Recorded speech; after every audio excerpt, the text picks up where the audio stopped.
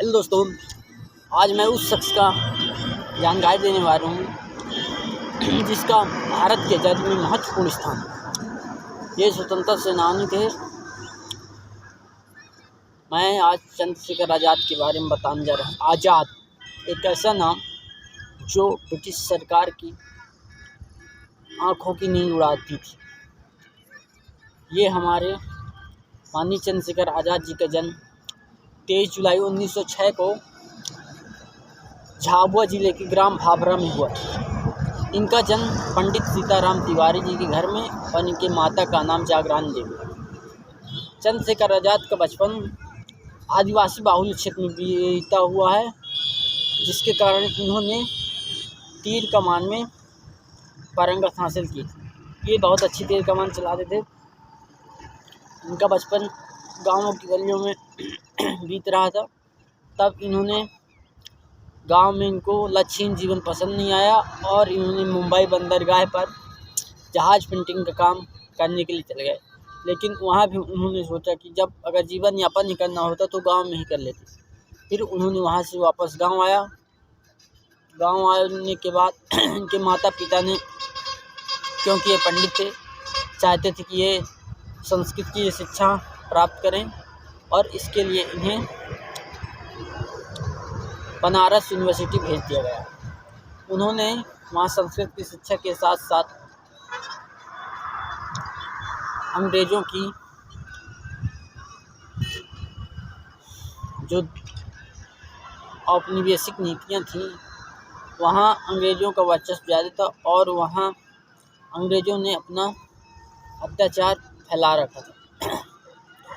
वैसे तो पूरे देश में अंग्रेज़ों ने अपना अत्याचार फैला रखा था, लेकिन बनारस में वहाँ आज़ाद पढ़ते थे। लेकिन हर प्रतिदिन वहाँ कोई ना कोई घटना ऐसी होती थी जो आज़ाद को अंदर से झकझोर देती थी। चंद्रशेखर आज़ाद अहिंसात्मक वृत्ति के खिलाफ थे। उन्होंने जब चौरी कांड के बाद महात्मा गांधी ने अपना असहयोग आंदोलन बंद कर दिया, तब वो इनसे नाखुश थे और फिर उन्होंने संगठनों में भाग लेना शुरू किया। और फिर इन्हें किसी आंदोलन के दौरान इन्हें और इनके साथियों को गिरफ्तार कर लिया जाता है। तब इनकी उम्र कम होती है और इनके बड़े साथियों को कठोर कारावास की सज़ा दे दी जाती है और चंद्रशेखर आज़ाद को कोड़ों की सज़ा 15 या 16 बेंतों की कोड़ों की सज़ा दी जाती है। ऐसी कोड़ों की सज़ा जिससे शरीर का मांस पिघल जाता था और अत्यंत पीड़ादायक होती थी। जब आज़ाद को न्यायालय में कटघरे में पेश किया गया, उनका नाम पूछा गया तो उन्होंने अपना नाम आज़ाद बताया और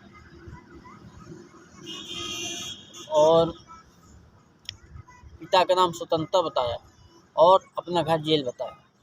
इस प्रकार आज़ाद का जीवन प्रारंभ हुआ और उन्होंने 15 बेत सहते हुए भी मुंह से उफ न निकाली और भारत माता की जय, इंकलाब जिंदाबाद के नारा लगाए।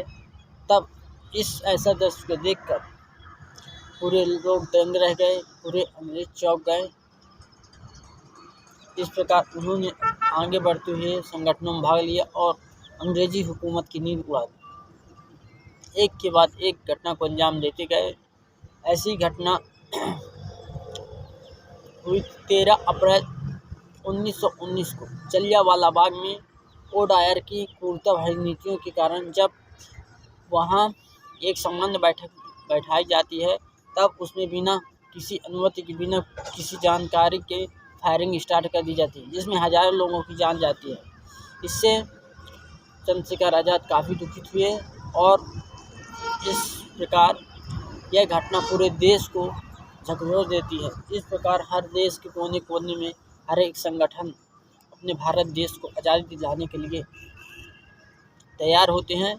इस प्रकार चंद्रशेखर ने और मिलकर एक हिंदुस्तान HRA एक संगठन था, इससे मिलाकर एक नए संगठन की स्थापना करते हैं, जिसमें चंद्रशेखर आज़ाद पंडित राम प्रसाद बिस्मिल जी, अशफाक उल्लाह खां और काफ़ी क्रांतिकारी होते हैं। इन्हीं के सदस्यों में भगत सिंह, चंद्रशेखर आज़ाद, राजगुरु सुखदेव भी थे। और इस प्रकार HSRA का संगठन होता है HSRA Hindustan socialist Republican army association का गठन होता है। इस प्रकार यह संगठन चलता है और इस संगठन की भरपाई के लिए आज़ाद ने और सभी क्रांतिकारियों ने ब्रिटिश शासन की ट्रेन की धन लूटने की योजना बनाई, जिसमें मुख्य योजनाकार राम प्रसाद बिस्मिल जी थे और इसे अंजाम दिया गया। काकोरी कांड की यह घटना थी। ट्रेन की कड़ी और ताला बहुत मजबूत थी, लेकिन अशफाक उल्लाह खां जो कि मुस्लिम घराने से आते हैं, उनके हथौड़े के सामने कहाँ इतनी मजबूत थी कि वे उन्हें तोड़ ना सके। इस प्रकार घटनाएं आगे बढ़ती गई और हर चीज़ आगे होती गई। फिर भगत सिंह और राजगुरु ने लाला लाजपत राय की मृत्यु के बाद सैंडर्स की हत्या करने के बाद उन्हें गिरफ्तार कर लिया जाता है और असेंबली में बम फेंकने के बाद उन्हें गिरफ्तार कर लिया जाता है। फिर भगत सिंह को छुड़वाने के लिए चंद्रशेखर आज़ाद अनेक राजनीतिक संगठनों से मिले, अनेक राजनेताओं से मिले, लेकिन कहीं उनकी सुनवाई ना हो पाती है। फिर उन्होंने पंडित जवाहरलाल नेहरू, जो कि उस समय भारत के प्रधानमंत्री थे, उनसे मिलने की योजना बनाई और उन्होंने उनके कुछ खास लोगों की गद्दारी की वजह से उन्हें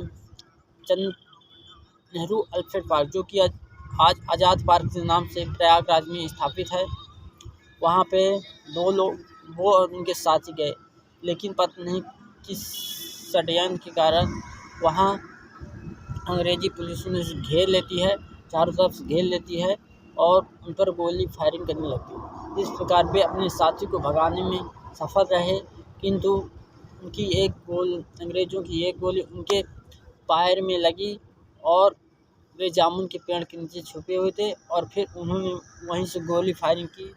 उन्होंने काफ़ी अंग्रेज़ अफसरों को ढेर कर दिया, लेकिन आज़ाद अंत में सोचे कि अब बचने का कोई वो तरीका नहीं है। उनके रिवाल्वर में भी एक गोली बची थी। फिर उन्होंने भारत माता की जय नारा लगाते हुए उन्होंने आखिरी गोली अपने सिर पे मार ली और शहीद हो गए। ऐसे थे हमारे चंद्रशेखर आज़ाद, तो जिन्हें हमारे भारत देश के लाखों करोड़ों युवाओं के हमेशा दिलों में रहेंगे। लोग हमेशा इनको याद करते रहेंगे। तो यह जानकारी आप लोगों को कैसी लगी आप बताइए और हमारे वीडियो को लाइक कीजिए, शेयर कीजिए और चैनल को सब्सक्राइब करिए। आज़ाद का एक ही कहना था कि आज़ाद थे, आज़ाद हैं और आज़ाद रहेंगे, और ऐसा हुआ भी। जीते जी उन्हें अंग्रेजी पुलिस कभी पकड़ नहीं पाई, पकड़ने के बाद उन्हें छू तक नहीं पाई। इस प्रकार उनके जीवन का समापन हो जाता है। उन्होंने अपना पूरा जीवन इस भारत देश की आज़ादी के लिए समर्पित कर दिया। ऐसे महापुरुषों की वजह से हम लोग आज स्वतंत्र आज़ादी प्राप्त किए हुए हैं। इस प्रकार उनकी आज़ादी को बचाए रखने के लिए आप सभी का कर्तव्य बनता है कि आप अपने क्षेत्रों में हो रहे जो भी आपराधिक मामले होते हैं उनमें संज्ञान लीजिए और राजनीति में सोच समझकर मत दीजिए। जाति धर्म भेदभाव के आधार पर मत करिए। एक अच्छा राजा चुनिए और अपने देश का, अपने समाज का विकास करवाइए। धन्यवाद।